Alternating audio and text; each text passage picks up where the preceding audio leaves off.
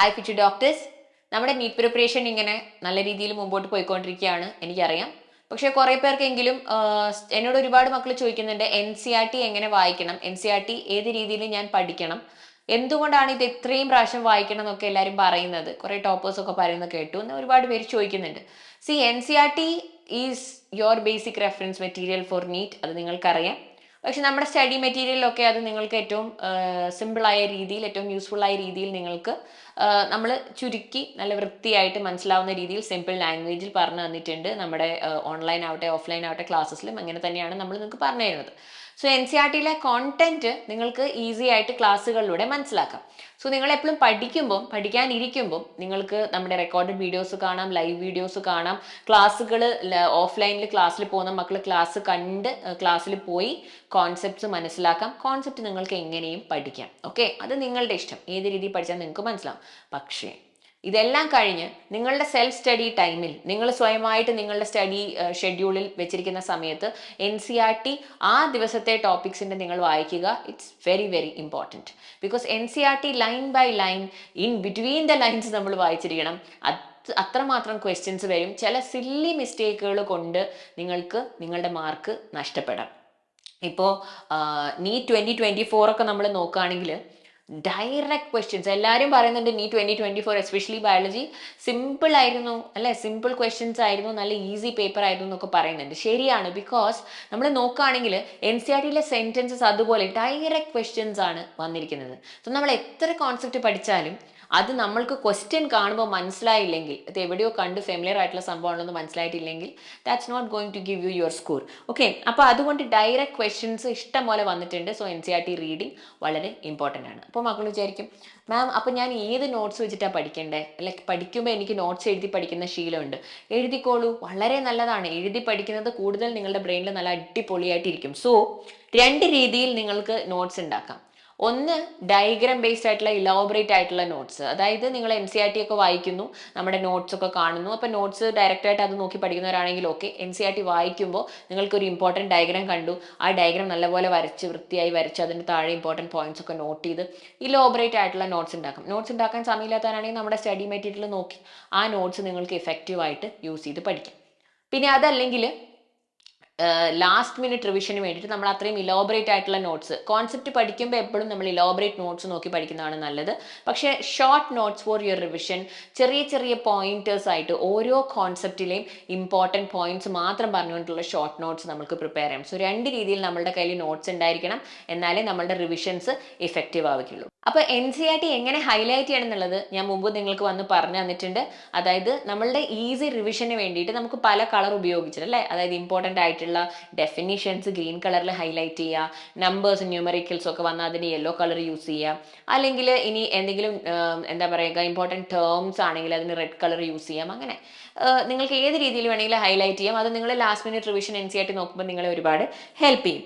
Okay, പിന്നെ NCERTയിൽ നമ്മൾ ഒരിക്കലും മിസ് ഔട്ട് ചെയ്താത്തതാണ്. നമ്മൾ ചാപ്റ്റർ ഒക്കെ പഠിച്ചു, കോൺസെപ്റ്റ് മനസ്സിലായി, നമ്മൾ വായിച്ചു. അപ്പോൾ നമ്മൾ വിചാരിക്കും ഞാൻ ഒരുവിധ സെറ്റായി, അപ്പോൾ ഇനി ഇത്രയും മതിയല്ലോ. നോ, NCERTയിൽ നമുക്ക് ഒരുപാട് ബാക്ക് ക്വസ്റ്റ്യൻസ് ഉണ്ട്. അത് നമ്മൾ വളരെ ഇമ്പോർട്ടൻ്റ് ആയിട്ട് നോക്കിയിരിക്കണം. കാരണം എല്ലാ സബ്ജക്റ്റിലും ലാസ്റ്റ് ഒരു 10 വർഷത്തെ ക്വസ്റ്റ്യൻ നിങ്ങൾ എടുത്ത് നോക്കിക്കോളൂ, സമ്മറി പാർട്ടിൽ നിന്നും ബാക്ക് ക്വസ്റ്റ്യൻസിൽ നിന്നൊക്കെ ഡയറക്റ്റ് ക്വസ്റ്റ്യൻസ് വന്നിട്ടുണ്ട്. അതുപോലെ ഇമ്പോർട്ടൻ്റ് ആണ് NCERTയിലെ ഡയഗ്രാംസ്. ഓരോ സബ്ജക്റ്റും, ഞാനിപ്പോൾ ബയോളജി മാത്രമല്ല എല്ലാ സബ്ജക്റ്റിലും നിങ്ങൾക്ക് ഡയഗ്രാംസും ലേബലിങ്സും ചില ഫോർമുലാസും ചില ഇക്വേഷൻസും ഒക്കെ ബോക്സസിലൊക്കെ കൊടുത്തിട്ടുണ്ട്. അതൊക്കെ നമ്മൾ ഡെഫിനറ്റ് ആയിട്ട് മനസ്സിലാക്കി പഠിച്ചിരിക്കണം. ബയോളജിയിൽ നമ്മളുടെ ഡയഗ്രാംസ് കറക്റ്റായ ലേബലിങ്ങിലൂടെ, അതായത് ഇപ്പോൾ ഞാനൊരു എക്സാമ്പിൾ പറയാം. നമ്മൾക്ക് ഇടയ്ക്കിടയ്ക്ക് വരുന്ന ക്വസ്റ്റ്യൻ ആണ് ലുക്ക് അറ്റ് ദ, അതായത് observe the given diagram and label the mark the label parts or identify the label parts എന്നൊക്കെ പറഞ്ഞിട്ട് നമുക്ക് ക്വസ്റ്റ്യനിൽ ഓപ്ഷൻസ് കൊടുക്കും. ഇപ്പോൾ മൈറ്റോകോൺഡ്രിയയുടെ ഒരു ഡയഗ്രാം കൊടുത്തിരിക്കുന്നത്. മൈറ്റോകോൺഡ്രിയയുടെ ഒരുപാട് ഡയഗ്രാം നമുക്ക് ഒരുപാട് റെഫറൻസ് മെറ്റീരിയൽ കാണാൻ പറ്റും. പക്ഷേ in the question they prefer the mitochondria that's given in the NCERT book. Correct. അപ്പോൾ അതിൽ ചിലപ്പം ആയിട്ട് നമുക്ക് തോന്നുന്നത് ഔട്ടർ മെംബ്രെയിൻ ആയിരിക്കും, പക്ഷേ NCERTയിൽ മാർക്ക് ചെയ്തിരിക്കുന്നത് ഇന്നർ മെംബ്രെയിൻ ആയിരിക്കാം. അങ്ങനെ നമുക്ക് ഒരുപാട് കൺഫ്യൂഷൻസ് ഉണ്ടാവാം. Okay, always it's better you stick to the NCERT diagram. അതുപോലെ ക്ലോറോപ്ലാസ്റ്റിന്റെ ഡയഗ്രാം ആകട്ടെ, ഏതെങ്കിലും ഒരു പ്രോസസ്സ്, ഏതെങ്കിലും ഒരു സൈക്കിളിന്റെ ഫ്ലോ ആവട്ടെ, എന്താണെങ്കിലും ഇലക്ട്രോൺ ട്രാൻസ്പോർട്ട് സിസ്റ്റം ആകട്ടെ, all the diagrams it's better you stick to the NCERT. Electron transport സിസ്റ്റത്തിലൊക്കെ നമ്മൾ പഠിക്കുന്നുണ്ട്, അതായത് നമ്മുടെ കെമി ഓസ്മോട്ടിക് ഹൈപ്പോതെസിസ് പഠിക്കുന്നുണ്ട്, ലാസ്റ്റ് ATP സിന്തസൈസ് ചെയ്യുന്ന കാര്യം പഠിക്കുന്നുണ്ട്. അപ്പോൾ അതിലൊക്കെ എത്ര H+ അയൻസ് നമ്മുടെ ATP സിന്തേസിലൂടെ പാസ് ചെയ്ത് പോകുന്നു, അതൊക്കെ NCERT ഡയഗ്രത്തിലും ടെക്സ്റ്റിലും കൊടുത്തിരിക്കുന്ന കാര്യങ്ങൾ നമ്മൾ കൃത്യമായിട്ട് വായിച്ച് മനസ്സിലാക്കണം. ഇല്ലെങ്കിൽ നമ്മൾക്ക് കൺഫ്യൂഷൻ ആകും അല്ലേ, പിന്നെ നമ്മൾ എക്സാമിന് എഴുതുമ്പോൾ മിസ്റ്റേക്ക് വരും. അപ്പോൾ അത് എല്ലാവരും ശ്രദ്ധിക്കുക. എല്ലാ ഡയഗ്രാംസും വിത്ത് ലേബിളിംഗ്, നമ്മൾക്കതൊരു സെപ്പറേറ്റ് ആയിട്ടൊരു മെറ്റീരിയൽ ആയിട്ട് ഉണ്ടെങ്കിൽ അത് നല്ലത്, നിങ്ങൾക്കത് ഉണ്ടാക്കാൻ പറ്റുമെങ്കിൽ അതിലും നല്ലത്. കാരണം നിങ്ങൾ പഠിക്കുമ്പോൾ തന്നെ ആ ഡയഗ്രാം ഒന്ന് വരച്ച് പാർട്സ് ഒക്കെ കറക്റ്റായിട്ട് ലേബൽ ചെയ്ത് വെച്ചാൽ നിങ്ങൾക്കത് ഏറ്റവും നല്ല റിവിഷൻ മെറ്റീരിയൽ ആയിരിക്കും. സോ നിങ്ങളുടെ NCERT ബേസ്ഡ് റിവിഷൻ മെറ്റീരിയൽ ആയിരിക്കും അത്. അതായത് ഡയഗ്രാംസ് മാത്രം, ബയോളജിയിൽ നിങ്ങൾ പഠിക്കുന്ന ഡയഗ്രാംസ് മാത്രം നിങ്ങൾക്കൊരു സെപ്പറേറ്റ് മെറ്റീരിയൽ ആയിട്ട് തന്നെ നിങ്ങൾക്ക് നിങ്ങളുടെ റെഫറൻസിന് വേണ്ടി മെയിൻറ്റെയിൻ ചെയ്യാം. അത് നിങ്ങളെ ഒരുപാട് ഹെൽപ്പ് ചെയ്യും. പിന്നെ നിങ്ങൾക്കുള്ളതാണ്, ജസ്റ്റ് വായിച്ചിട്ട് എന്താ മിസ്സേ ഞാൻ വായിക്കുന്നുണ്ട്, പക്ഷെ വായിച്ചിട്ടൊന്നും അതങ്ങ് തലയിലിരിക്കുന്നില്ല, വായിച്ചു പോകുന്നുണ്ട്, എനിക്ക് അറിയുന്ന കാര്യങ്ങളാണ്. അപ്പം ഞാനിങ്ങനെ പാരഗ്രാഫായിട്ട് ഇങ്ങനെ വായിച്ചു പോകുന്നു, അടുത്ത പേജിലേക്ക് പോകുന്നു. എൻ്റെ സ്റ്റഡി പ്ലാനിൽ ഞാൻ ഡെയിലി 5 പേജസ് NCERT വായിക്കുമെന്ന് വെച്ചിട്ടുണ്ട്. അപ്പം ഞാൻ വായിക്കുന്നുണ്ട്.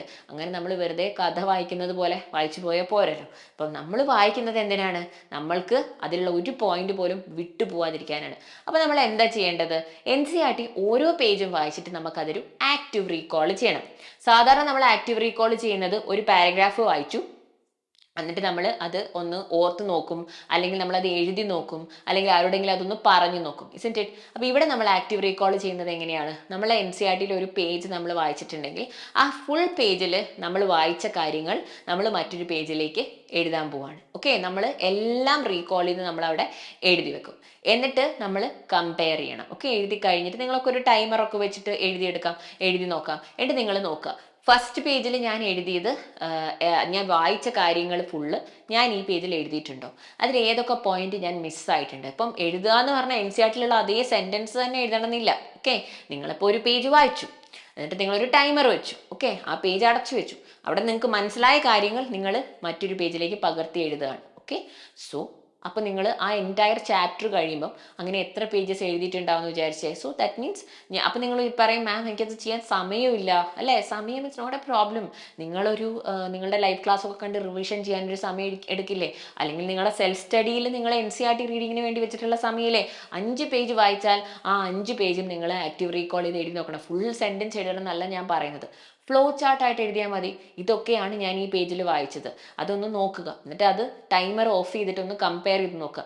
ഏതെങ്കിലും പോയിന്റ് മിസ്സായിട്ടുണ്ടെങ്കിൽ നിങ്ങൾക്ക് ആ കോൺസെപ്റ്റ് നിങ്ങളുടെ ബ്രെയിനിലേക്ക് കയറിയിട്ടില്ല. Actually when we learn we should give work to our brain.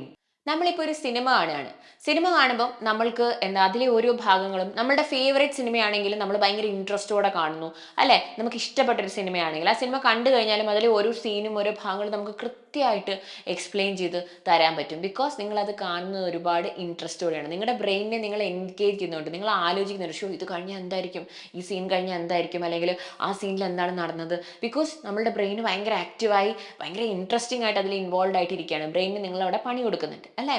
പക്ഷേ നമ്മൾ പഠിക്കുമ്പോൾ നമ്മളുടെ മനസ്സിലേക്ക് വരുന്നത് എന്താ പറയുക, ഫോക്കസ്, നമുക്ക് ആ ഫോക്കസ് കിട്ടില്ല. അതിനെക്കുറിച്ചുള്ള ചിന്തയല്ല, വേറെ പല ചിന്തകളാണ് മനസ്സിലൂടെ ഓടുന്നത്. ടീച്ചർ ഓരോന്ന് പറഞ്ഞുകൊണ്ടിരിക്കണം. ഇപ്പം ഞാനിത് പറഞ്ഞുകൊണ്ടിരിക്കുമ്പോൾ തന്നെ നിങ്ങൾ എന്തൊക്കെ കാര്യങ്ങൾ ചിന്തിച്ച് അമേരിക്ക വരെ പോയി തിരിച്ചു വന്നിട്ടുള്ള ആൾക്കാരുണ്ടാവും, ഇസ്ന്റ് ഇറ്റ്? അപ്പോൾ അത് തന്നെയാണ്, because we are not engaging our brain with what we are reading. So അത് ചെയ്താൽ നിങ്ങളുടെ സ്റ്റഡീസ് ഭയങ്കര ഈസി ആവും മക്കളെ. സോ നിങ്ങൾ NCERT വായിക്കുമ്പോൾ എന്താ ചെയ്യേണ്ടത്? Give work to your brain. നിങ്ങൾ പറയാണ്, ഷോ എനിക്ക് 5 മിനിറ്റ് സമയമുണ്ട്, ഇതിൽ എഴുതിയിരിക്കുന്ന മുഴുവൻ ഞാൻ ഓർത്തെടുക്കണം. ഓക്കെ, എന്നിട്ട് ഞാനത് നെക്സ്റ്റ് പേജിലേക്ക് എഴുതണം. എന്നാൽ മാത്രമേ എനിക്ക് ഈ സംഭവം മനസ്സിലാവുള്ളൂ. നമ്മൾ നമ്മുടെ ബ്രെയിൻ തന്നെ പണി കൊടുക്കണം. So brain will be like, okay ഇവള് വായിച്ചു കഴിയുമ്പോഴേക്ക് ഇത് മുഴുവൻ തലയിൽ ഉണ്ടാവണമല്ലോ, കാരണം ഇത് എഴുതാൻ പോകുന്നതല്ലേ. So will also work accordingly അല്ലേ? അപ്പം നിങ്ങൾക്ക് മാക്സിമം എഫക്റ്റീവായിട്ട് റീഡ് ചെയ്യാൻ പറ്റും. അങ്ങനെ ചെയ്ത് നോക്കുക. അങ്ങനെ റീഡ് ചെയ്യണം, അല്ലാണ്ട് വെറുതെ കഥ വായിക്കുന്നത് പോലെ NCERT വായിച്ചു പോയിട്ട് കാര്യമില്ല. പിന്നെ മാം പറഞ്ഞല്ലോ, NCERTയിലെ ബാക്ക് ക്വസ്റ്റ്യൻസ് എസ്പെഷ്യലി സമ്മറി പാർട്ടൊക്കെ ഭയങ്കര ഇമ്പോർട്ടൻ്റ് ആണ്. ഇപ്പം നമ്മളൊരു നീറ്റിൽ വന്നൊരു ക്വസ്റ്റ്യൻ ആണ്, chromosomes become gradually visible under light microscope during leptotene stage. Okay, അപ്പോൾ ഇത് കാണുമ്പോൾ നമുക്ക് തോന്നും ഇതിൽ ട്രൂ ഏതാണ് അതായത് ഏത് സ്റ്റേറ്റ്മെന്റ് ആണ് ട്രൂ എന്നുള്ള എന്തോ സ്റ്റേറ്റ്മെന്റ് ബേസ്ഡ് ക്വസ്റ്റ്യൻ ആയിരുന്നു. അപ്പോൾ ലൈറ്റ് മൈക്രോസ്കോപ്പ് ആയിരുന്നോ, ഇലക്ട്രോൺ മൈക്രോസ്കോപ്പ് ആയിരുന്നോ, അതോ സ്കാനിങ് ഇലക്ട്രോൺ മൈക്രോസ്കോപ്പ് ആയിരുന്നോ, ഏത് മൈക്രോസ്കോപ്പ് ആയിരുന്നു നമുക്ക് മനസ്സിലാവുക? നമ്മൾ NCERT അത് വായിച്ച് നല്ലപോലെ എഴുതിയൊക്കെ പഠിച്ചിട്ട് ആക്റ്റീവ് റീകോൾ ഒക്കെ ചെയ്തിട്ടുണ്ടെങ്കിൽ, റിപ്പീറ്റഡ് ആയിട്ട് അത് നമ്മൾ റിവൈസ് ചെയ്തിരുന്നെങ്കിൽ നമുക്ക് സംഭവം ഓർമ്മയുണ്ടാവും. ഇനി മറ്റൊരു ക്വസ്റ്റ്യൻ ആണ്, inner membrane of mitochondria is relatively less permeable as compared to chloroplast. നീറ്റിൽ വന്ന ക്വസ്റ്റ്യൻ ആണ്. പക്ഷേ NCERT കൊടുത്തിരിക്കുന്നത് ക്ലോറോപ്ലാസ്റ്റിന്റെ ഇന്നർ മെംബ്രെയിനെ കുറിച്ചിട്ടേ ഉള്ളൂ. ഇവിടെ ക്വസ്റ്റ്യനിൽ വന്നിരിക്കുന്നത് മൈറ്റോകോൺട്രിയയുടെ inner membrane is less permeable എന്ന് പറഞ്ഞിട്ടാണ്. അപ്പോൾ ഇതിനെ രണ്ടിനെ കുറിച്ചും നല്ലപോലെ വായിച്ച് നല്ല അണ്ടർസ്റ്റാൻഡിങ് ഉണ്ടെങ്കിൽ മാത്രമേ നമുക്ക് ക്വസ്റ്റ്യൻസ് ആൻസർ ചെയ്യാൻ പറ്റുള്ളൂ. Means we have to read between the lines. അല്ലെ, NCERT സെന്റൻസ് അതുപോലെ വരും, അങ്ങനെ വരുന്നുണ്ട്. പക്ഷെ ഇതുപോലെ ട്രിക്കി ആയിട്ടുള്ള ഭാഗങ്ങൾ വരാം. മറ്റൊരു ക്വസ്റ്റ്യൻ ആണ് നമ്മളുടെ സുവോളജിയിൽ വന്നത്, dash integrates information received from the semi lunar canals of the ear and auditory system.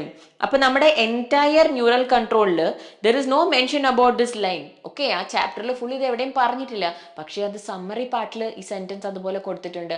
And question has come from that. അതുപോലെ നമ്മൾ ന്യൂറൽ കൺട്രോൾ ആൻഡ് കോർഡിനേഷനിൽ നോക്കുകയാണെങ്കിൽ master clock of the body, അല്ലെ, ആ ക്വസ്റ്റ്യൻ വന്നിരിക്കുന്നത് ബാക്ക് ക്വസ്റ്റ്യൻസിൽ നിന്നാണ്. So ഇതുപോലെ ഒരുപാട് ക്വസ്റ്റ്യൻസ് ഉണ്ട്.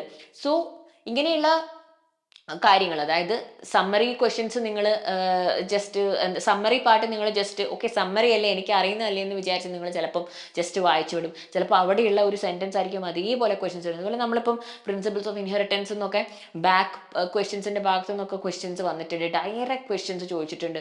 Same thing if you see in physics and chemistry, നമ്മുടെ ബുക്കിൽ ബോക്സിൽ കൊടുത്തിരിക്കുന്ന കാര്യങ്ങൾ, അല്ലെ, ഒരു കളേർഡ് ബോക്സിൽ കൊടുത്തിരിക്കുന്ന കോൺസെപ്റ്റ്സ്, അതിൽ നിന്നൊക്കെ ക്വസ്റ്റ്യൻസ് വന്നിട്ടുണ്ട്. So back questions, summary part, ബോക്സിൽ കൊടുത്തിരിക്കുന്ന കാര്യങ്ങൾ, and also like did you know എന്ന് പറഞ്ഞിട്ട് ഒരു പാർട്ട് ഉണ്ടായിരുന്നു. ആൻഡ് ഓൾസോ അതിലിങ്ങനെ ക്വസ്റ്റ്യൻസ് ചോദിക്കും. നമ്മൾ ഓരോ കോൺസെപ്റ്റ് പഠിക്കുമ്പോൾ NCERT ഇങ്ങനെ ഒരു ബോക്സിൽ സൈഡിൽ ഒരു സെപ്പറേറ്റ് ഇതായിട്ട് കൊടുത്തിട്ടുണ്ടാവില്ലേ, എന്തുകൊണ്ടാണ് ഇത് ഇങ്ങനെ ആവുന്നത്, do you know that this thing is this thing, അതിന്റെ റീസൺ എന്തായിരിക്കും എന്ന് വെച്ചാൽ നിങ്ങളൊരു ക്വസ്റ്റ്യൻ ആയിട്ട് ചോദിച്ചിട്ടുണ്ടാവും. അപ്പം നാച്ചുറലി ആ ബുക്ക് പഠിക്കുന്ന ഒരു കുട്ടി ഇത് ആലോചിച്ച് അതിന്റെ ആൻസർ കണ്ടെത്തണം എന്നാണ് അവരുടെ ആവശ്യം. സോ സെയിം തിങ്, അതേ സാധനം അതേപോലെ എടുത്ത് ക്വസ്റ്റ്യൻ ആയിട്ട് ചോദിച്ചിട്ടുണ്ട്. സോ ദാറ്റ് മീൻസ് അതിന്റെ ആൻസർ ആ ടെക്സ്റ്റ് ബുക്കിൽ ഇല്ല. So that means you have to find it from elsewhere and answer such questions. So ബോക്സിലുള്ളത്, സമ്മറി പാർട്ടിലുള്ളത് ഒക്കെ ഇമ്പോർട്ടൻ്റ് ആണ്. എത്ര നന്നായി ആ ബുക്ക് നിങ്ങൾക്ക് പഠിക്കാൻ പറ്റുമോ, എത്ര റിപ്പീറ്റഡ് ആയി എത്ര അതിനെ വായിക്കാൻ പറ്റുമോ, അത്രയും ഈസി ആയിരിക്കും നിങ്ങളുടെ നീറ്റ് എക്സാം. മക്കളെ, ഇങ്ങനെയൊക്കെ നിങ്ങൾ പഠിച്ചിട്ടുണ്ടെങ്കിൽ, അതായത് നിങ്ങൾ ക്ലാസ് അറ്റൻഡ് ചെയ്യുന്നു, ലൈവ് ക്ലാസ്സോ റെക്കോർഡഡ് ക്ലാസ്സോ ഒക്കെ നിങ്ങൾ കാണുന്നു, നിങ്ങൾ നിങ്ങളുടെ നോട്ട്സ് നോക്കുന്നു, കോൺസെപ്റ്റ് മനസ്സിലാക്കുന്നു, ക്വസ്റ്റ്യൻസ് ഒക്കെ നിങ്ങൾ പ്രാക്ടീസ് ചെയ്യുന്നുണ്ട്, മോക്ക് എക്സാം എഴുതുന്നുണ്ട്. പക്ഷേ NCERT റീഡിംഗ് നിങ്ങളുടെ സ്റ്റഡിയുടെ ഒരു ഭാഗവുമാക്കിയിട്ടുണ്ട്. NCERT റെഗുലറായിട്ട് വായിക്കുന്നുണ്ട്, ഇതുപോലെ ആക്റ്റീവ് റീകോൾ ചെയ്യുന്നുണ്ട്. വെറുതെ കഥ വായിക്കുന്ന പോലെ വായിച്ചു പോവല്ല, വായിക്കുന്നു, അത് റീകോൾ ചെയ്യുന്നു, മനസ്സിലാക്കുന്നു, പിന്നെ ബാക്ക് ക്വസ്റ്റ്യൻസ് ചെയ്യുന്നു, ബോക്സിൽ കൊടുത്തിരിക്കുന്ന കാര്യങ്ങളൊക്കെ വായിച്ച് ഇഗ്നോർ ചെയ്യാതെ വായിക്കുന്നു, കറക്റ്റായിട്ട് ഹൈലൈറ്റ് ചെയ്യുന്നു. ഇതൊക്കെ മക്കൾ ചെയ്തിട്ടുണ്ടെങ്കിൽ, സമ്മറി പാർട്ട് നോക്കുന്നു, ഇതെല്ലാം കൃത്യമായിട്ട് ചെയ്തിട്ടുണ്ടെങ്കിൽ ബയോളജിയിൽ നമുക്ക് 360 on 360 മേടിച്ചൂടെ, അല്ലേ? അപ്പം ഈസി ആയിട്ട് മക്കൾക്ക് സ്കോർ ചെയ്യാം. NCERT ഏറ്റവും നന്നായി വായിക്കുക. നിങ്ങൾ കുറേ പേര് ചോദിക്കും, മാം ന്യൂ NCERT വായിക്കണോ ഓൾഡ് NCERT വായിക്കണോ എന്നുള്ളത്.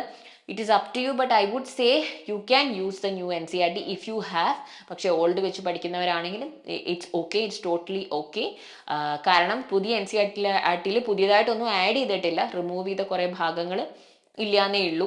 ആൻഡ് ഓൾസോ ബോട്ടണിയിലൊക്കെ നമുക്ക് കുറേ പുതിയ ഫാമിലീസ് ആഡ് ചെയ്തിട്ടുണ്ട്, അത് NCERT കൊടുത്തിട്ടില്ല. നീറ്റ് സിലബസിലാണ് അത് ആഡ് ചെയ്തിരിക്കുന്നത്, അത് നമുക്ക് അവിടെ കാണാനും പറ്റില്ല. അപ്പോൾ അതിന് നമ്മുടെ നോട്ട്സ് തന്നെ റെഫർ ചെയ്ത് പഠിക്കുക. അപ്പോൾ അത് നമ്മൾ പഠിപ്പിക്കുമ്പോൾ തന്നെ പറയുന്നുണ്ട് എന്താണ് അവിടെ ഇമ്പോർട്ടൻറ്റ്, എന്തിനാണ് ഇമ്പോർട്ടൻസ് കൊടുത്ത് പഠിക്കേണ്ടതെന്ന് പറയുന്നുണ്ട്. അപ്പോൾ അതിന് ഫോക്കസ് ചെയ്ത് പഠിക്കുക. ഹൈ വെയിറ്റേജ് ചാപ്റ്റേഴ്സൊക്കെ NCERT നല്ലപോലെ തറവാക്കുക. സോ ഇത്രയൊക്കെ പഠിച്ചിട്ടുണ്ടെങ്കിൽ പിന്നെ നമുക്ക് ഫുൾ മാർക്ക് കിട്ടില്ലേ? ഡെഫിനറ്റ് ആയിട്ടും കിട്ടും. അപ്പോൾ സ്റ്റേ ഫോക്കസ്ഡ്, പ്രിപ്പറേഷൻ അടിപൊളിയായിട്ട് പോട്ടെ. അപ്പോൾ ഇതുപോലെ ടിപ്സ് ഇനിയും വേണമെങ്കിൽ മക്കൾ കമൻറ്റ് ബോക്സിലൊക്കെ അറിയിക്കുക കേട്ടോ. So all the very best.